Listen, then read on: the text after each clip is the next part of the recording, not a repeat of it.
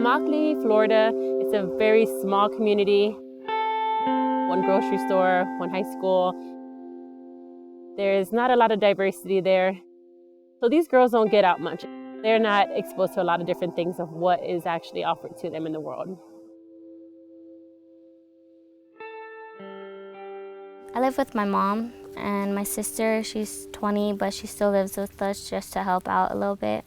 I'm the one who mainly stays at home with my mom if she's there.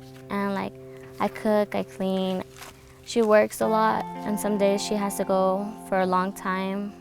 I decided to come on this trip because I needed some fresh air. I needed to get away from my life at home because being at home is somewhat of a struggle for me with school or just being around my family. So coming out here and being around all the nature made me feel a whole lot better. So that's why I'm here. I decided to come on this trip because it seemed like a fun opportunity. I wanted to come here where it was hot. I wanted to get out of my comfort zone. I'm usually just home on my phone. It's kind of boring. And I wanted to just do more things that I wouldn't usually do at home. I know I do not have a lot of opportunities ahead. This is a once-in-a-lifetime opportunity, and I wanted to take advantage of it. And I just wanted to have fun and see what I'm capable of. This is the first time they're leaving home, probably the first time many of them are leaving their parents' house.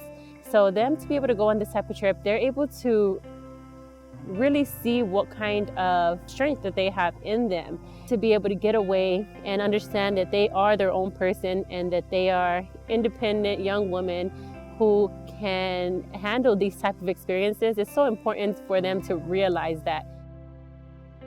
It's helped me a lot with my own struggle, just being out here. I was adopted. I have 10 brothers and sisters. And life wasn't easy for me, but nature helped heal me in a lot of ways. Just by being able to sit alone with myself and reconnecting with myself. And I want to show those girls who come from other backgrounds that they can do it too. That they can overcome and come outdoors and not feel restricted by the way that their skin looks or that they're a girl or anything like that.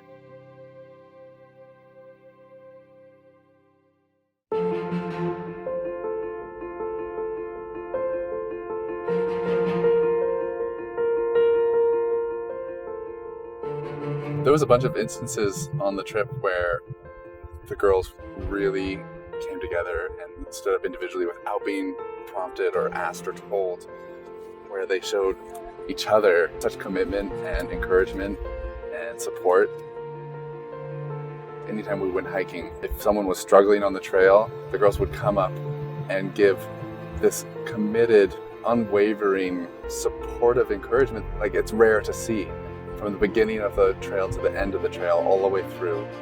And that kind of bond, that kind of expression of love to one another is really rare and really powerful and really encouraging to see. And then once they got through it, it's just that feeling of summits at the top. It's awesome. They recharge you every time a group comes through. Hopefully they picked up something from the stay that they had here.